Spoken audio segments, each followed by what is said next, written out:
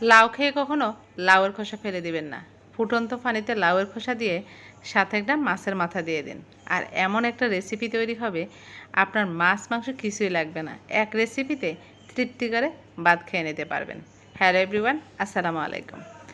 তা আমি এখানে একটা লাউয়ের খোসা নিয়েছি, খোসাটাকে ভালো করে ক্লিন করে ধুয়ে নিয়েছি, ফুটন্ত পানিতে দিয়ে দিলাম। এখন ফাঙ্গাস মাছের মাথার অর্ধেকটা দিয়ে দিলাম। পুরা মাছের মাথা দিলে মাছটা অনেক বড় ছিল, তাই অর্ধেকটা দিলাম। আর কয়েকটা কাঁচা লাল আর সবুজ মরিচ দিয়ে দিলাম, মানে এটা কাঁচা মরিচ, কিছুটা লাল হয়ে গেছে, কিছুটা সবুজ আছে। কয়েকটা রসুন দিয়ে দিলাম, দেশি রসুন।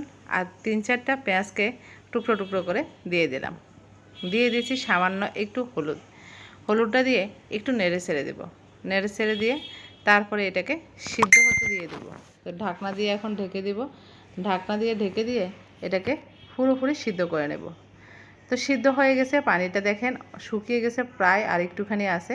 এখন মাছের মাথাটা তুলে নেব। মাছের মাথাটা সুন্দরভাবে হয়ে গেছে, কিন্তু এই যে দেখেন আমি কিন্তু এখানে কোনো রকম লবণ ব্যবহার করি না। এখন মাছের মাথাটাকে প্রথমে তুলে নিচ্ছি, তুলে নিয়ে সেটা ঠান্ডা করে কাঁটাগুলো থেকে ছাড়িয়ে নেব। আর এখানে যে লাউয়ের খোসাটা আছে সেটা আর পানিটা শুকাবো না। পানিটা না শুকিয়ে এই অবস্থায় এটাকে ঠান্ডা করে সুন্দর করে ব্লেন্ডারে ব্লেন্ড করে নেব। চাইলে আপনারা পাটায় পিষেও করতে পারেন।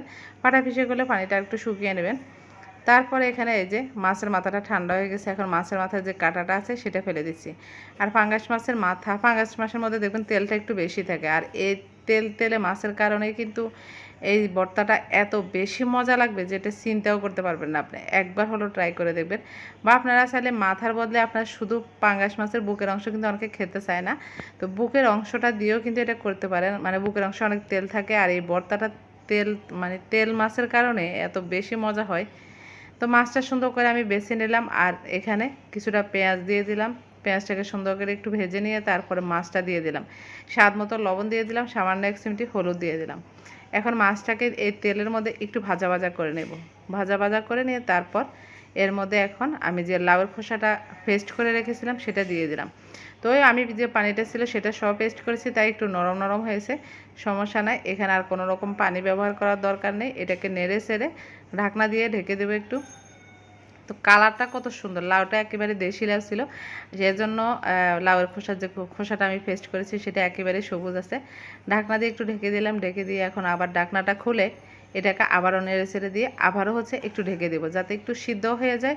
আর মাছের সাথে সুন্দর করে যে মাছের যে স্বাদটা আছে সেটা যাতে খোসার মধ্যে চলে যায়। এই যে দেখেন এখন এটা শুকিয়ে গেছে প্রায়। এখন এটাকে আর কোনো রকম ঢাকনা দেবো না, এটাকে অনবরত এভাবে নেড়ে ছেড়ে আর একটু শুকিয়ে নেবে, একটু ভাজা ভাজা টাইপের করে নেব। ওই যে মাছের মধ্যে একটু তেল তেল ছিল, সেজন্য এটা থেকে শুধু তেল বের হচ্ছে। আর এখানে আমি একটু ধনেপাতা কুচি দিয়ে দিলাম। সেটা দিলে এই ধরনের ভর্তাগুলো খেতে আরও বেশি স্বাদ, স্বাদটা আর একটু বেড়ে যায়। তো এই যে আমার ভর্তাটা কিন্তু এখন হয়ে গেছে, একেবারে ভাজা ভাজা টাইপের হয়ে গেছে। এর থেকে বেশি আমি শক্ত করবো না, আর শক্ত হবে না, যেহেতু এখানে মাছের একটু তেল আছে সেজন্য এটা এরকম নরমই থাকবে। তো এই যে আমার ভর্তাটা রেডি। আশা করি আপনাদের কাছে ভালো লেগেছে। ভালো লাগলে লাইক কমেন্ট শেয়ার করবেন। আজকের মতো বিদায়, আল্লাহ হাফেজ।